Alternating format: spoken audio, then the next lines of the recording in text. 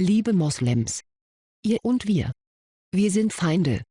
Wir finden es an der Zeit, dass wir das offen aussprechen. Viele ehrliche Menschen auf eurer Seite haben das bereits getan, es wird Zeit, dass wir es euch gleich tun. Wir sind dem Rat, den ihr uns so oft gegeben habt, uns doch bitte mit dem Islam zu befassen, inzwischen gefolgt.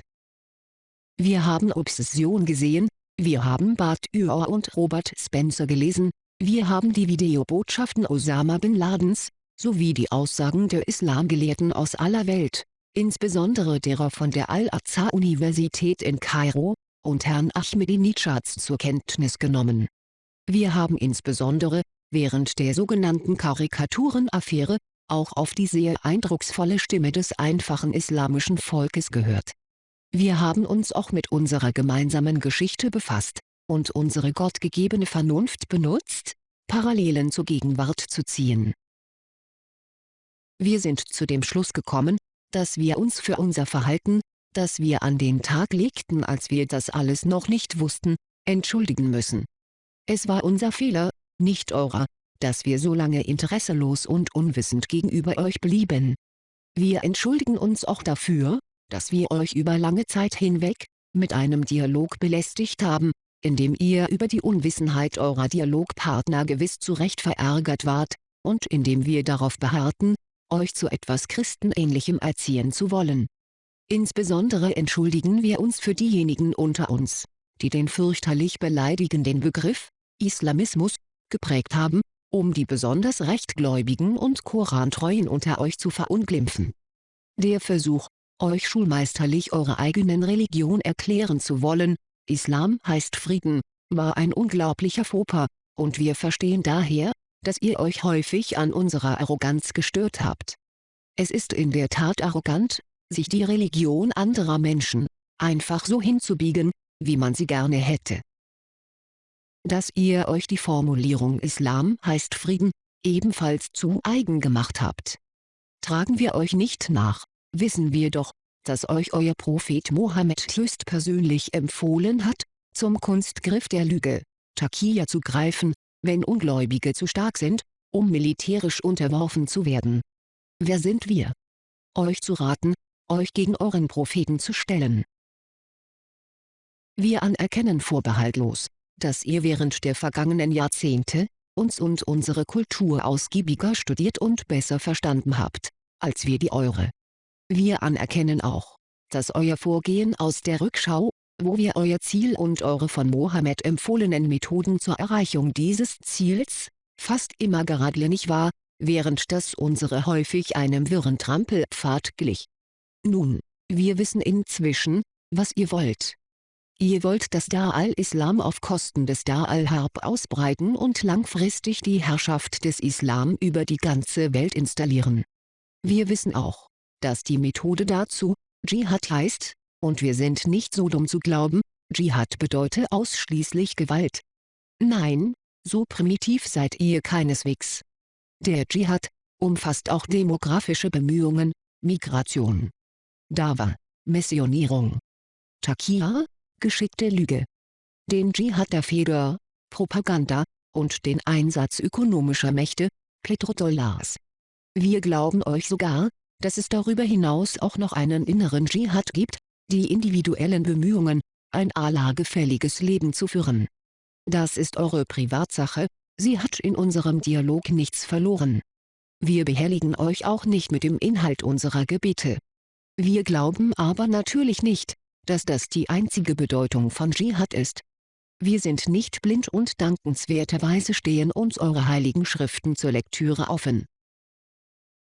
Wir erkennen auch, dass es innerhalb eurer Gemeinschaft unterschiedliche Ansichten darüber gibt, ob terroristische Gewalt derzeit ein probates oder eher kontraproduktives Mittel zur Erreichung eurer Ziele ist. Wir möchten uns diesbezüglich nicht einmischen, strategische und taktische Fragen müsst ihr untereinander ausmachen. Vielleicht beruhigt es euch, dass wir unsererseits auch dazu übergehen, die Dschihad-Abwehr unter rein strategisch-taktischen Gesichtspunkten untereinander zu erörtern und sie nicht mehr darauf ausrichten, welche Methode für euch angenehmer ist, sondern nur darauf, welche für uns angenehmer und erfolgversprechender ist. Wir hoffen übrigens sehr, dass ihr mit Hilfe des Verstandes, den Gott euch gegeben hat, erkennt, dass uns euer Ziel der weltweiten Islamisierung, oder auch nur der Islamisierung Israels und Europas nicht zusagt. Wir müssen euch leider mitteilen, dass wir dieses Ziel mit allen uns zur Verfügung stehenden Mitteln verhindern wollen und werden. Wohlgemerkt, wir wollen euch nicht von diesem Ziel abbringen, es steht uns nicht zu, euch religiös umzupolen, und wir wissen auch, dass wir das auch dann nicht könnten, wenn wir es wollten. Wir wissen, dass ihr stark im Glauben und gehorsame Diener Allahs seid. Wir werden euch nicht weiter in eure Zielsetzung reinreden, wir werden nur verhindern, dass ihr das Ziel erreicht. Ihr wisst, dass Ungläubige sich gegen euch wehren. Islamische Kriegsherren der Vergangenheit wussten sehr wohl, dass die Ungläubigen nicht den Wunsch hegen, unter islamische Herrschaft zu geraten. Hätten sie das nicht gewusst, hätte sie ja keine bewaffneten Soldaten geschickt, sondern freundliche Missionare. Ihr wisst es auch heute noch. Wenn ihr davon ausgingt, dass die Juden Israels eine Islamisierung ihres Landes im Sinne eines islamisch beherrschten Palästina mit eventuell geduldeter reduzierter jüdischer Themi-Bevölkerung wünschten, dann müsstet ihr sie nicht in die Luft sprengen oder mit Raketenangriffen und nuklearen Drohungen aus Teheran zermürben. Dann müsstet ihr ihnen einfach nur den Vorschlag machen und darauf warten, dass sie begeistert zustimmen. Aufgrund unseres unverzeihlichen Unwissens über eure religiösen Pflichten, haben wir in Europa in der Vergangenheit nicht zur Kenntnis genommen, dass ihr auch unsere Länder islamisieren wollt. Deshalb war euch das Fortschreiten bei diesem Ziel, bisher vergleichbar zu euren Anstrengungen bezüglich Israel, fast ohne terroristische Gewalt möglich. Wer sich freiwillig auf die Matratze legt, wird nicht vergewaltigt. Wer sich freiwillig erobern lässt, zwingt die Eroberer nicht, Waffengewalt anzuwenden. Wir müssen euch leider mitteilen, dass wir uns nicht weiter freiwillig erobern lassen. Unglücklicherweise befinden sich bereits eine große Anzahl eurer Kolonisten in unseren Ländern. Wir sind uns bewusst, dass viele davon nicht wissen, dass sie als Kolonisten fungieren, und sich zum Ärger der Rechtgläubigen unter euch auch einfach nur ein bequemes Leben haben wollen und kein Interesse am Dschihad haben. Das ist euer Problem. Wir sehen keinen Grund, einen Dialog mit unwissenden Privatpersonen zu führen, die nicht merken, dass sie Schachfiguren bei eurer Eroberung sind. Leider ist es uns, aufgrund eurer Pflicht zur Taqiyya, nicht möglich, die wirklich Friedfertigen von den frommen Lügnern zu unterscheiden, da wir nicht über die erforderlichen Gedankenlesefähigkeiten verfügen. Außerdem seht ihr sicher auch ein, dass ein Dialog zwischen zwei großen Gruppierungen wie der Umma und dem Westen nicht geführt werden kann, indem man Millionen von Einzelgesprächen mit verstreuten Individuen führt. Wir müssen diesen Dialog auf der Grundlage eurer und unserer ideologischen Ausrichtung führen, mit denjenigen, die sie ernst nehmen, und nicht mit laxen, nicht organisierten Einzelpersonen. Was also sollen wir tun? Wir entnehmen aus den Äußerungen islamischer Organisationen und auch islamischer Einzelpersonen und deren feindseligem Verhalten in unseren Ländern, dass Moslems im Westen sich nicht wohlfühlen und uns nicht mögen. Das ist in Ordnung. Wir mögen sie auch nicht. Wir werden weiterhin das tun, was diese Personen als Diskriminierung, Rassismus und Islamophobie an uns kritisieren. Zum Beispiel werden wir unsere Marotten beibehalten, Arbeitsplätze nach Qualifikation und nicht nach Religionsquote zu vergeben und darauf zu bestehen, dass unsere Gesetze eingehalten werden. Wir wissen, dass unsere Gesetze in euren Augen falsch sind, da sie der Scharia widersprechen, aber wir möchten sie dennoch behalten. Wir würden das sehr gerne friedlich lösen, aber notfalls können wir auch gemein werden. Wir sind nicht so nett, wie euch unsere sogenannten Gutmenschen leider lange vorgelogen haben. Wir gehören der gleichen Spezies wie ihr an, und wir können auch sehr hässliche Seiten an den Tag legen. Wir hoffen, dass ihr diese Ehrlichkeit, die ihr von uns leider bisher nicht gewohnt wart, zu schätzen wisst. Ebenfalls finden wir es nicht so gut, dass unsere Wirtschaften einerseits teuer für das Öl aus islamischen Ländern bezahlen, und andererseits, mit zunehmend drückenderen Steuern islamische Migranten, die wir für gar nichts brauchen, mittels Sozialleistungen durchfüttern. Unser Angebot: wir zahlen weiterhin für das Öl, werfen aber die islamischen Sozialfälle sowie die kriminellen Moslems raus und stellen unsere Hilfszahlungen komplett ein.